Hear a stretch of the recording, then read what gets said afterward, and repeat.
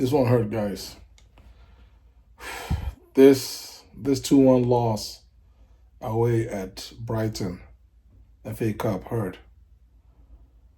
Not because we lost the game, but we were just toothless in the game. Absolutely toothless against a team that otherwise didn't really have that much in terms of threat. I mean, they didn't have to. In fairness to Brighton, they did not have to, step up their game, because we had nothing up front. We had nothing up front. Jackson, both Jackson and Mark Guib, they both got injured in our last game against West Ham, and as I mentioned, those two, Guib is really the only real sort of center forward presence in terms of a natural number 9 that we have on the roster, which is just criminal. It's just criminal because he's only 18. He's an academy level player. And Jackson, obviously, you already know about Jackson. He's he blows hot and cold, but at least he gives you something. He gives you something that allows players to, players like Palmer and Cole to shine, right? While he picks up a goal every now and then. Obviously, he's been on a very dry spell of his own. The dry spell he's probably been in his career. And as it is, those two players, none of them is ideal, but that's all we got. And they're both out. And McGee is gone for definitely at least 1 month, probably 2. Jackson, fingers crossed that he'll be ready to give us something. I believe we play these same guys, Brighton, in the same venue on Friday in the Premier League. Because you guys just saw what Christopher NKUNKU gave us as a striker. Basically, FA, F all, nothing. Like we might as well have been playing with 10 men. No, yeah, they were saying, well, if he dropped deep, somebody should have taken his spot. But it wasn't like in many situations, Kunku was dropping almost to the line of the defenders. I mean, zero effectiveness as a frontline player. I mean, I'm not even going to call him a striker because he is not and he wasn't in today's game. I mean, there's really no need to break down the game from a tactical point of view, but it's just a shame that with the players that we had on display, and yes, I expected Maresca to make some changes, but not many, and that's what he did. He did exactly what we had expected him to do. Sanchez in goal. Nobody can blame Sanchez for today's loss. You're gonna have to find another scapegoat, and the scapegoat. The two scapegoats for me are really the scapegoats for today's loss.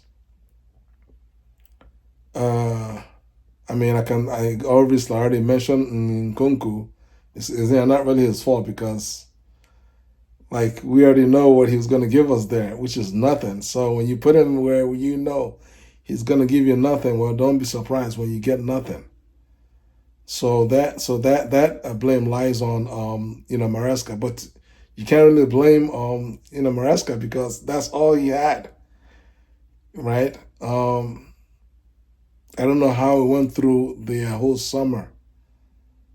We went through the entire summer and we did not bring in any kind of striker.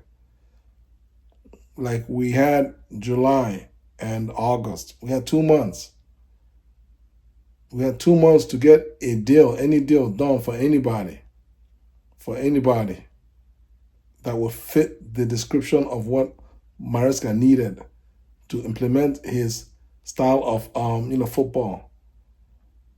Heck, even Brighton, 10th place Brighton has Welbeck, has that has Welbeck up front, which is way better than whatever we got because right now we have nothing. That's just to give you an idea that all those who've been blaming Maresca have been pointing the finger at the wrong person. The fact that we're still in fourth place in the Premier League with no striker is a miracle. That's just the reality. That's the reality, right? And then obviously, we had at least me personally, I expected him to rest Rhys James for obvious reasons, right? Because we can't risk James for many games, right? While he's trying to see if he can stay fit for the Premier League game. So he was always going to sit out this game. And Gusto was the worst player on the pitch for me. Malo Gusto was the worst player on the pitch for me. I mean, I can talk about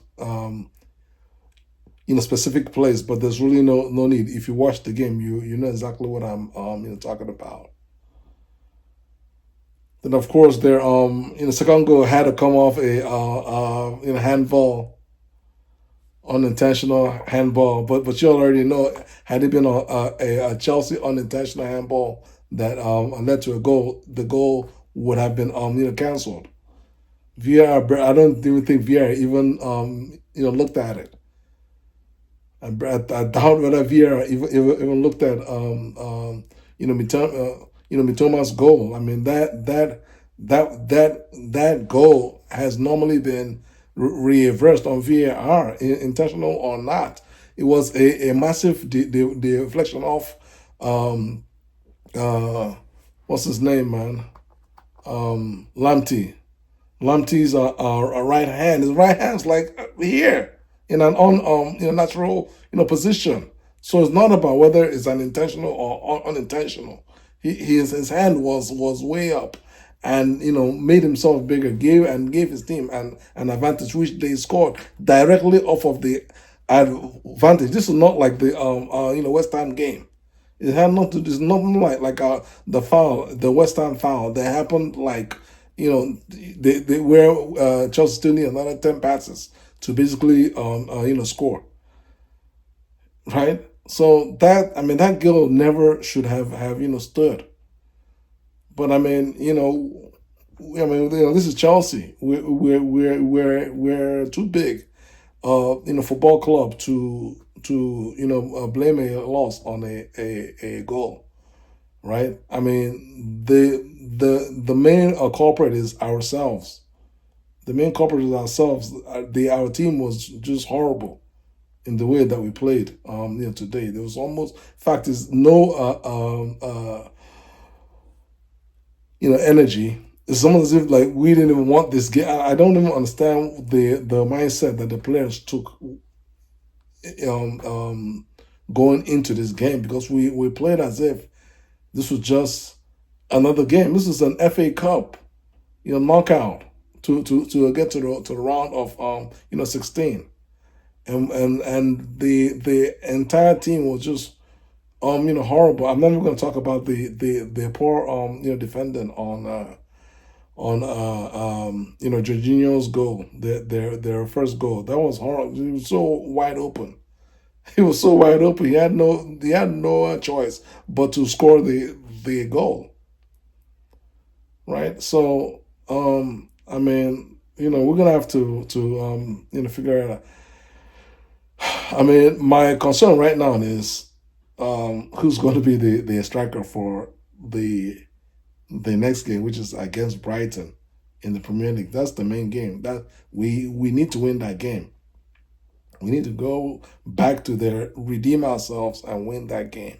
And to get it done, hopefully, let's pray that Jackson is able to play in that game. But if he's not able to play, Maresca, you guys are gonna have to dig deep to the academy team, because surely we must have it. Whether it's David Washington, I don't even know whether he's still playing on under 21s, or whether he's in France with Strasbourg. Quite frankly, I've lost. I haven't bothered to even track him.